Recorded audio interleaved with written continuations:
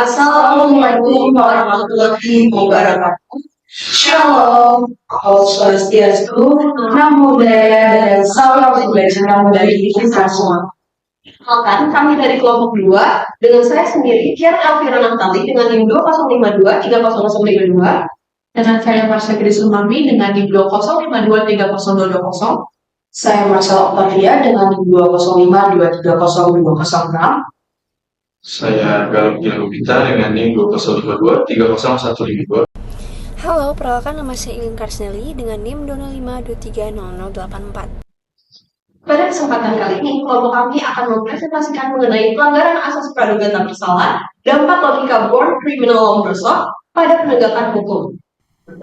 Jadi asas praduga tak bersalah ini menjadi prinsip hukum di Indonesia yang dimana seseorang maupun terdakwa itu tidak boleh dianggap bersalah sebelumnya ada bukti yang benar-benar menyatakan bahwa orang tersebut benar-benar bersalah. Dan prinsip ini itu bukan hanya menjadi suatu aturan maupun perlindungan yang fundamental, melainkan mengenai martabat manusia yang mementingkan hak asasi manusia. Boleh di next?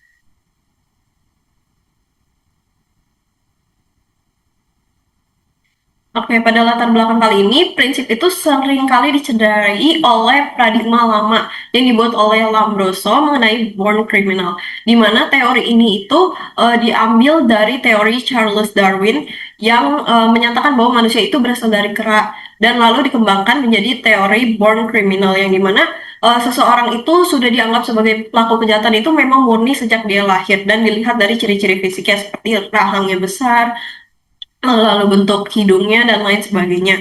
Dan hal ini itu tentu saja melukai pada nilai keadilan dan juga membuka ruang bagi pelanggaran HAM dan juga diskriminasi. Karena di Indonesia sendiri itu memiliki peraturan yang dimana penyidik itu boleh mencari tahu dan juga mengenai bukti-bukti yang ada. Dan hal ini melanggar dalam teori born criminal yang dimana teori born criminal ini sendiri melihat mengenai ciri-ciri fisik dan juga menyatakan bahwa pelaku kejahatan itu memang sudah ada sejak dia lahir melalui keturunan biologisnya. Oleh karena itu, asas praduga tak bersalah ini sangat penting di mana untuk membangun kembali penegakan hukum yang berbasis dengan bukti, keadilan, dan juga untuk menghormati hak-hak dari martabat manusia itu sendiri. Baik, selanjutnya saya akan menjelaskan terkait tinjauan teoritis. Yang pertama, ada pengertian dari kriminologi itu sendiri. Kriminologi merupakan paham disiplin ilmu yang menekankan pada kajian mendalam tentang kejahatan. Kriminologi secara keseluruhan mencakup teori-teori yang diperoleh dari pengalaman praktis terkait perilaku orang-orang yang melakukan kejahatan, termasuk bagaimana masyarakat bereaksi terhadap tindakan-tindakan kejahatan tersebut.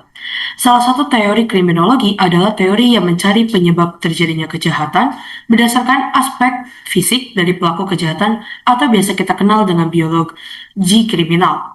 Selanjutnya saya akan masuk ke tinjauan teoritis born kriminal, yang dimana hal ini telah dikemukakan atau ditemukan oleh Cesare Lombroso, yang ia berupaya untuk memahami asal-usul perilaku pelaku kejahatan melalui pendekatan biologis.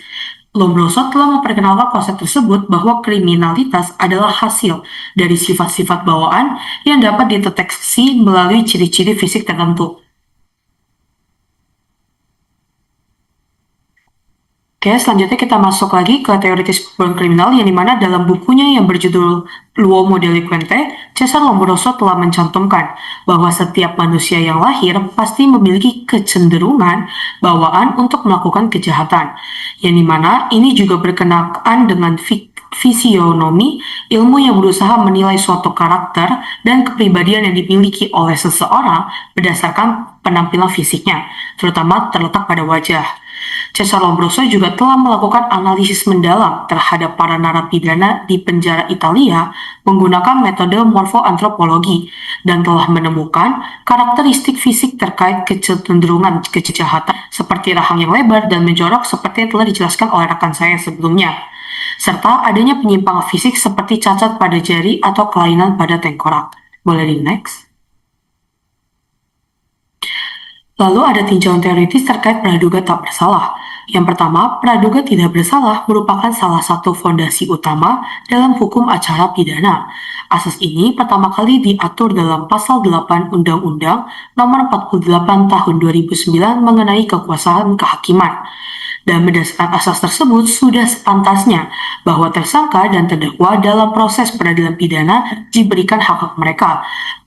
Pokok dari asas praduga tidak bersalah adalah menjaga hak warga negara melalui jalur hukum yang adil, yakni due process of law, yang dimana ini juga bertentangan dengan teori Lombroso terkait kecenderungan fisik dari seorang pelaku kejahatan, karena seseorang dapat dianggap bersalah atau dijatuhi pidana ketika terdapat alat bukti yang telah menunjukkan bahwa ia melakukan suatu kejahatan atau suatu tindak pidana. Selanjutnya ada tinjauan teoritis penegakan hukum. Penegakan hukum adalah salah satu pelaksanaan yang dilakukan secara konkret dari tahap pembuatan hukum dalam kehidupan sehari-hari. Boleh di next? Oke, metode penelitian. Penelitian ini sendiri menggunakan metode dengan normatif, yaitu penelitian yang berfokus pada kajian teori, yaitu pada asas dan juga norma-norma hukum, termasuk dalam peraturan perundang-undangan. Nah, pendekatan ini sendiri menganalisis mengenai studi pustaka yang dimana mencakup dari peraturan perundang-undangan, literatur ilmiah, jurnal, artikel, dan lain sebagainya. Dan seluruh data ini dianalisis dengan menggunakan pendekatan kualitatif deskriptif seperti itu. Dan lalu untuk menganalisis penerapan asas praduga tak bersalah sendiri, kita bisa melihat dari teori born criminal yang dimana mempengaruhi praktik penegakan hukum di Indonesia. Lalu kita memasuki ke dalam rumusan masalah pertama. Yang pertama adalah mengapa teori born criminal Lombroso dianggap bertentangan dengan asas praduga tidak bersalah.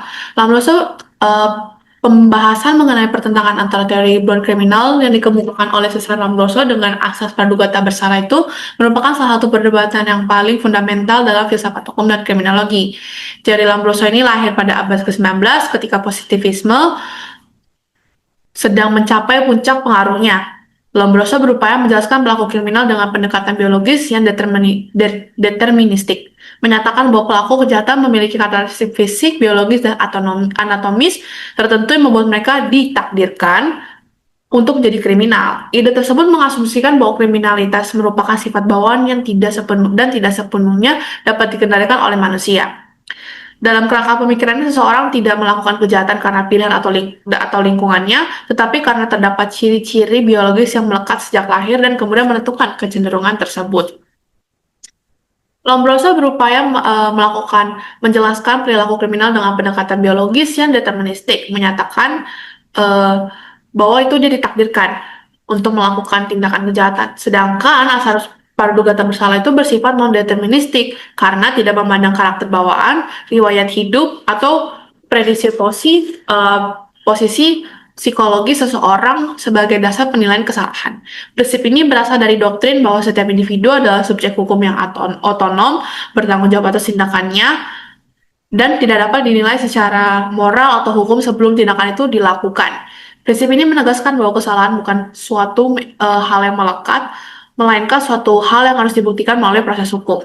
Dengan kata lain, presumption of innocence ini meyakini 3 hal. Pertama, kesalahan itu bersifat faktual, bukan esensial. Kedua, kebenaran harus diuji, bukan diasumsikan. Ketiga, setiap manusia memiliki kapasitas moral untuk tidak melakukan kejahatan. Berbeda dengan pandangan Lombroso bahwa kapasitas itu diwariskan secara biologis. Melalui perbedaan terminologis ini dapat disimpulkan bahwa teori born criminal dan asas praduga tak bersalah itu hanya bertentangan dalam praktik, bukan hanya bertentangan dalam praktik hukum, tetapi juga bertentangan pada tingkat epistemologi dan ontologi.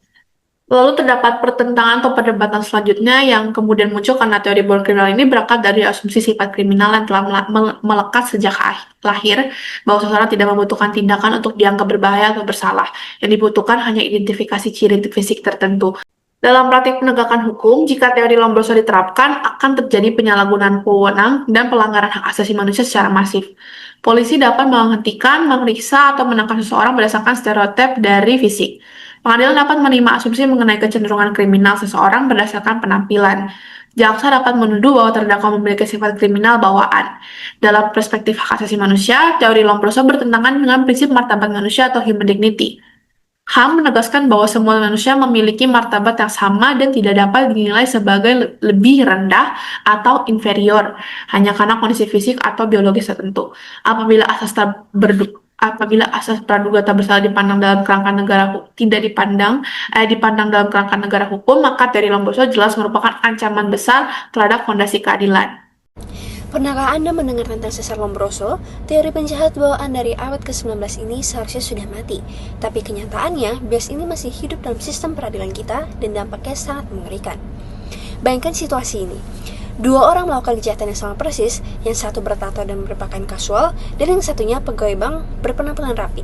Hasilnya, yang bertato divonis 3 tahun penjara penuh, yang berpenampilan rapi hanya 1 tahun 8 bulan dengan pidana percobaan. Ini bukan cerita fiksi, ini benar-benar terjadi di Pengadilan Negeri Surabaya tahun 2020. Bias Lombrosian menciptakan pelanggaran hak secara sistematis di setiap tahap peradilan, mulai dari praduga bersalah berdasarkan penampilan, penangkapan dengan bukti yang sangat lemah, penyiksaan dan perlakuan tidak manusiawi selama penahanan, hingga hukuman yang tidak proporsional dan kesulitan untuk kembali ke masyarakat setelah menjalani hukuman. Data menunjukkan fakta yang mengejutkan.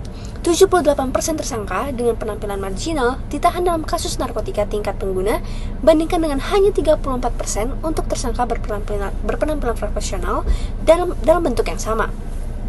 Tersangka dengan tato menerima hukuman rata-rata 22% lebih berat untuk kejahatan yang identik. Yang paling tragis adalah kasus Eko di Medan yang dipenjara 4 tahun untuk pembunuhan yang ia tidak lakukan, hanya karena ia terlihat seperti pembunuh dengan tato di seluruh tubuhnya. Baru setelah 4 tahun kemudian, pelaku sebenarnya mengaku dan bukti DNA membebaskannya. Mengapa bias ini masih bertahan? Ada 4 faktor utama. Yang pertama, ada bias kognitif manusia di mana bahkan hakim dan polisi tidak kebal dari stereotip bawah sadar. Kedua, budaya organisasi penegak hukum yang mengajarkan cara mengenali penjahat berdasarkan penampilan. Ketiga, media massa yang terus melanggengkan stereotip tentang penjahat. Yang keempat, ada tekanan untuk mendapat hasil cepat, membuat aparat bergantung pada profiling berdasarkan penampilan. Apa solusinya? Indonesia butuh reformasi menyeluruh. Kita perlu undang-undang yang secara eksplisit melarang diskriminasi berdasarkan penampilan. Pelatihan wajib tentang bias implisit untuk semua aparat penegak hukum dan hakim. Perekaman video untuk semua interogasi demi transparansi, dan juga diverifikasi profesi peradilan dengan merekrut dari berbagai latar belakang, dan juga yang paling penting, pengawasan independen yang kuat dengan akuntabilitas nyata. Sistem peradilan yang adil tidak menilai seseorang dari penampilannya, tapi dari perbuatannya. Martabat setiap manusia menuntut kita untuk berubah. Sudah waktunya Indonesia meninggalkan warisan Lombroso dan membangun sistem peradilan yang benar-benar adil untuk semua. Karena keadilan bukan hanya untuk yang berpenampilan rapi, tapi untuk setiap warga negara tanpa terkecuali. Selanjutnya saya akan membahas tentang rumusan masalah yang ketiga, yaitu bagaimana teori Born Criminal Lombroso membentuk pola pikir aparat penegak hukum di Indonesia dalam memahami motif dan karakter pelaku kejahatan. Kriminologi ialah sebagai ilmu interdisipliner terus berkembang dalam menjelaskan penyebab kejahatan. Pada awal perkembangan ilmu ini, teori biologis sangat berpengaruh, terutama pemikiran Cesar Lombroso melalui teori Born Criminal. Lombroso berpendapat bahwa sebagian orang terlahir dengan kecenderungan kriminal bawaan yang dapat dikenali melalui ciri-ciri fisik tertentu. Berdasarkan pengamatannya terhadap narapidana, ia menghubungkan bentuk tengkorak, rahang besar, telinga tidak proporsional, ekspresi wajah tertentu, serta ciri psikologis seperti impulsivitas dan kurang empati sebagai indikator atavisme atau regresi evolusi menuju bentuk manusia primitif. Lombroso kemudian mengklasifikasikan pelaku kejahatan menjadi beberapa kategori: born criminal, criminaloid, habitual criminal, and passionate criminal. Klasifikasi ini menjadi dasar awal perkembangan kriminal profiling dan positivisme kriminologi. Namun, teorinya banyak dikritik karena terlalu deterministik, mengabaikan faktor sosial, ekonomi, dan psikologis, serta berpotensi menimbulkan stereotip dan diskriminasi. Boleh next. Oke, walaupun teorinya ditolak secara akademik, sebetulnya pengaruhnya tidak sepenuhnya hilang. Pada era modern muncul neo-lombrosianisme yang menggabungkan genetika, neurobiologi, dan psikologi. Perkembangannya untuk menjelaskan perilaku kriminal. Temuan seperti gen MAOA dan penelitian neurokriminologi menunjukkan bahwa faktor biologis memang berpengaruh, tetapi hanya dalam interaksi dengan lingkungan. Dalam konteks hukum pidana, teori born criminal bertentangan dengan asas praduga tak bersalah, yang menegaskan bahwa seseorang tidak dapat dianggap bersalah sebelum dibuktikan melalui proses hukum. Namun, dalam praktik penegakan hukum, pola pikir Lombrosian masih tampak melalui profiling berbasis fisik, perilaku, atau latar sosial. Aparat sering menggunakan insting profesional yang menghasilkan prasangka terhadap individu dengan ciri tertentu, sehingga mempengaruhi proses penyelidikan dan penyidikan. Dalam praktiknya, budaya hukum aparat di Indonesia seringkali mencerminkan ketidakseimbangan perkara, misalnya dalam kasus illegal logging, korupsi, atau tindak pidana berat lainnya. Aparat penegak hukum dihadapkan pada situasi di mana kepentingan institusional, tekanan hierarki, atau bahkan potensi keuntungan pribadi dapat mempengaruhi keputusan hukum. Situasi ini menciptakan paradoks. Hukum sebagai sistem bernilai absolut objektif, tetapi hukum sebagai tindakan manusia justru sangat dipengaruhi variabel subjektif. Ketika aparat hukum dihadapkan pada pelaku kejahatan, mekanisme penilaian mereka tidak jarang dipengaruhi oleh persepsi fisik, ekspresi emosional, ataupun stereotip latar sosial. Sebuah residu cara berpikir Lombrosian, terkadang aparat juga mengasosiasikan sifat agresif, gelisah, dan tidak percaya diri, atau gestur tubuh tertentu sebagai indikator niat jahat, padahal indikator tersebut sangat dipengaruhi faktor non-kriminal seperti trauma, tekanan mental, atau posisi sosial pelaku. Hal ini menjadi relevan dalam konteks sistem peradilan pidana Indonesia karena paradigma hukum formal cenderung fokus pada pelaku atau offender-based justice. Sementara pemulihan korban, keadilan restoratif, dan nilai sosial tidak selalu menjadi prioritas. Dengan demikian, meskipun teori Lombroso telah lama ditinggalkan dalam kajian akademik, pola pikir deterministik yang menghubungkan perilaku kriminal dengan karakter bawaan masih terlihat dalam praktik penegakan hukum. Sementara itu, keberhasilan penegakan hukum tidak hanya ditemukan oleh kualitas aturan hukum dan struktur kelembagaan, tetapi juga oleh moralitas dan etika aparat. Moral dan etika merupakan fondasi penegakan hukum yang adil, karena moralitas menentukan apakah tindakan aparat konsisten dengan nilai keadilan. Sedangkan etika memastikan bahwa aparat memiliki refleksi kritis tentang tindakannya.